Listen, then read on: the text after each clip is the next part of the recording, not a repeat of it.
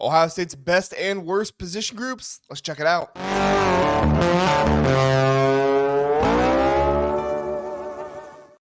All right, so today we are going to be looking at Ohio State's best and their worst position groups going into the 2024 college football season. The way we're going to do this is we're going to go position group by position group, trying to grade what we think will be the starters for that group. So I'm not going to go through and say this is a position group for all these units. If I wanted to do that, I could do that with some recruiting rankings, things like that. But the truth is we don't know everything about every single person in that unit. So what I'm going to try to do is talk about who I think will be starting at each position and then giving them a grade there. And then by the end, we will know the position groups that we feel best and worst about. Please let me know in the comments if you have any position groups that you have a different grade on that you would like to talk about more. I'd love to address that with you. And also, if you think somebody else is starting in a certain spot, we're not even in the fall yet. We're still early summer. So all this stuff is up for debate. And I'd love to get your thoughts on it as well. So let's start with quarterbacks. Quarterbacks, I gave a B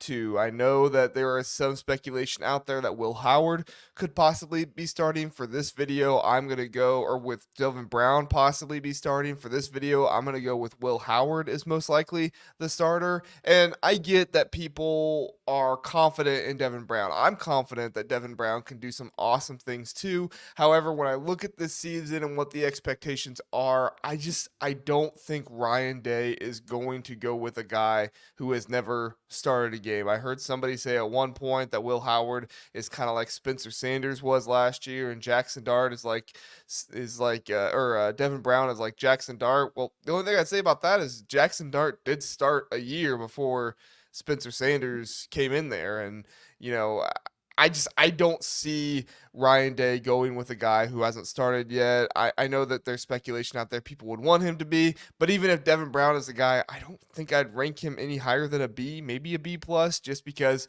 of the lack of experience and what's going to be going on there. Will Howard has been starting games ever since his freshman season. Granted, he wasn't starting all season long then, but he has been starting games for a long time. He's played a lot of college football. This is somebody that I think Ryan Day is going to entrust the offense to. I think that he had a big time struggling last year with Kyle McCord and not fully trusting him. And I think he's going to bring in somebody who's more of a veteran. Maybe he doesn't trust him completely. Maybe he isn't the most skilled guy on the position group, but he's somebody that he trusts at least more with experience. So I'm going to give that a B. All right, going to running backs. A plus. I mean, how can you go with anything else? I threw James Peoples in there as well because I do think he's probably going to be finding some carries at some point this season. It's just the nature of the running back position, whether you get dinged up in a little bit of a game or whether you come in at some point.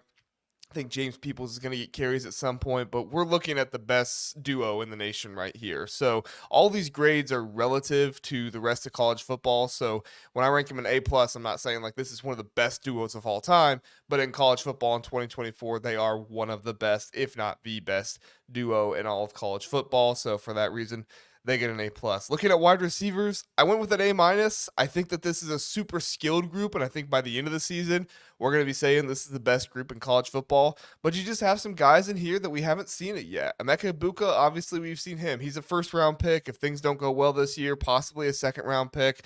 But you have Carnell Tate, Jeremiah Smith, Brandon Ennis, who are all going to be fantastic players this season. Carnell Tate showed us a little bit last year of what he can do. Brandon Ennis showed us a little bit as well, and some junk time stats and things like that. And then obviously Jeremiah Smith, what we've seen of him coming out of the spring, how highly regarded he is as a recruit. He's going to come in, he's going to get major playing time. Whether he starts or he doesn't start, he's going to come in, he's going to catch a lot of balls, and he's going to have a good time in there. So I went with an A minus purely because there isn't the experience we normally see coming out of the wide receiver position. Like I said, at the end of the season, this could very well be an A plus. We just need to see it first. All right, tight ends. This is my lowest group on this list. Tight ends is a C plus for me. I'm not sold on G. Scott Jr. as a blocker. I think he can be a good pass catcher. I don't think he's going to be a great blocker. I think Will Kazmarek, I don't think he's been a great blocker yet. He very well could turn into a great blocker. Hopefully they'll coach him up for that.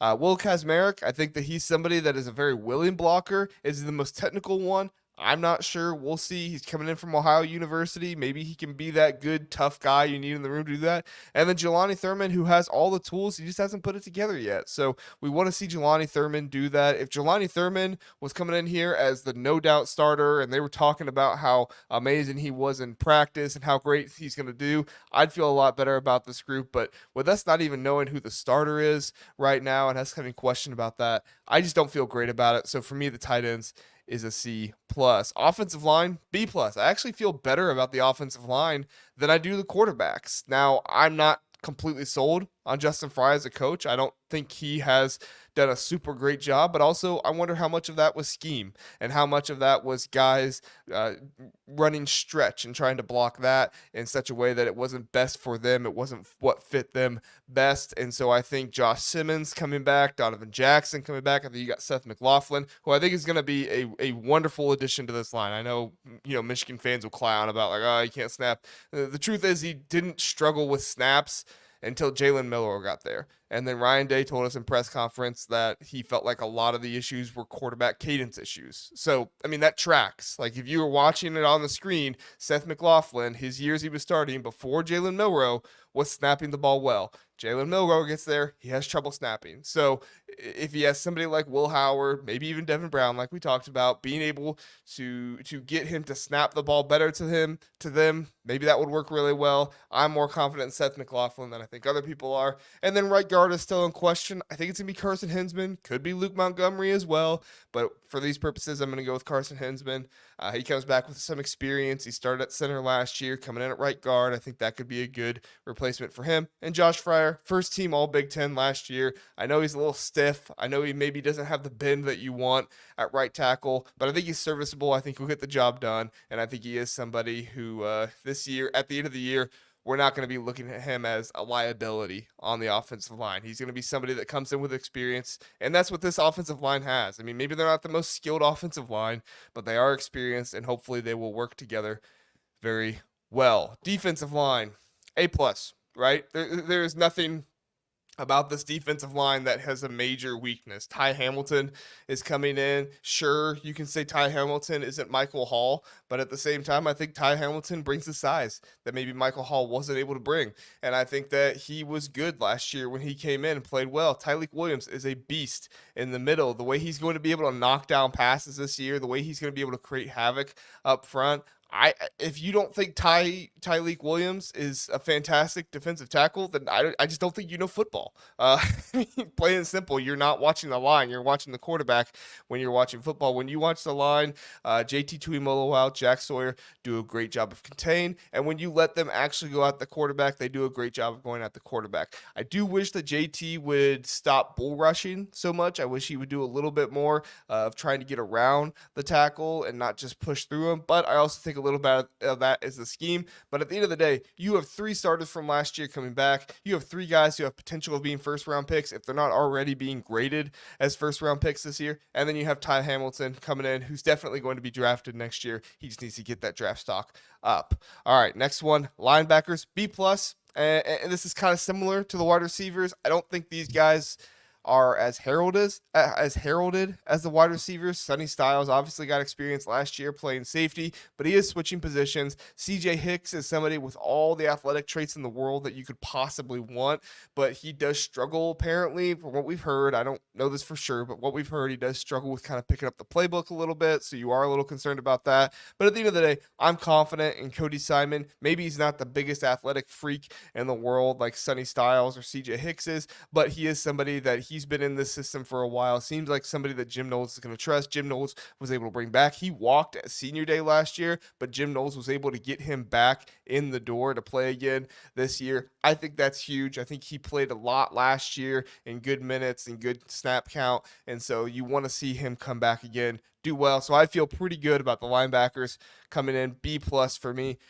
And then defensive backs, A plus. Again, I mean, these are corners, these are safeties. Denzel Burke, future first round pick. Caleb Downs, future first round pick as a safety as well. Okay, safeties are not nearly as heralded in the NFL draft as some other positions, but I think Caleb Downs is going to make himself a lot of money when he becomes a first round pick here in 2 years. Davison Igbinosun has very well could be a first round pick coming up. Jordan Hancock, first round pick, second round pick, somewhere in that range. He's done a fantastic job in the nickel there. I think that he's more versatile than maybe some people realize, and that's going to be attractive. And then Lathan Ransom has shown himself to be a very good run stopper, very good in the run, being able to play that position. We'll see if he can improve his coverage this year. But this is like nitpicking, right? I mean, all these DBs are fantastic. They're going to be drafted. They're going to be great.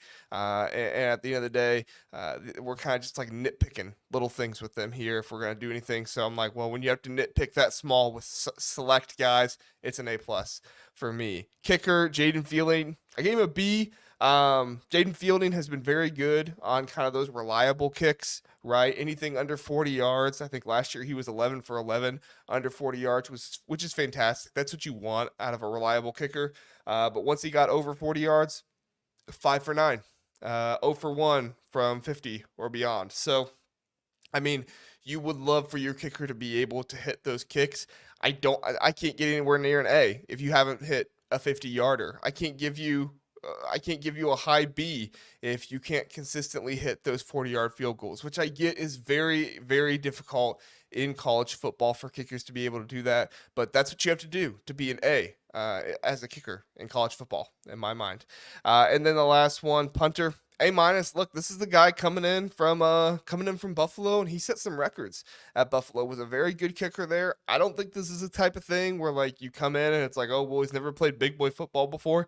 I think punting is punting, and if you can punt the ball well in the MAC, you can come in and you can punt the ball well in the Big Ten. I think that he's going to be able to place the ball well. I think that Ryan Day is going to be willing to play kind of those defensive games and kind of play field position a little bit more this year. We saw it some last year, and I think he'll be willing to do that again if he has to. I don't think he wants to, but I think he'll be willing to do that if he has to, and this punter will be able to make that happen for us. So here we go. This is what I got. B for quarterbacks, A plus running backs, A minus wide receivers, C plus tight ends, O line B plus, defensive line A plus, linebackers B plus, DBs A plus, kicker B, punter A minus. Let me know what you think. Is there a position group you feel great about? You're like A plus, JR, you don't know what you're talking about. Or is there a position group where you're like, JR, you're way too high on them. C plus, they're way lower than what you have them as. Or maybe even a D. Think of something like that. Let me know what you think. Would love to hear your thoughts and talk more about these position grades so far with what we have. We'll find out more during the season, but this is what we got for now. Thanks so much for listening. Have a good one.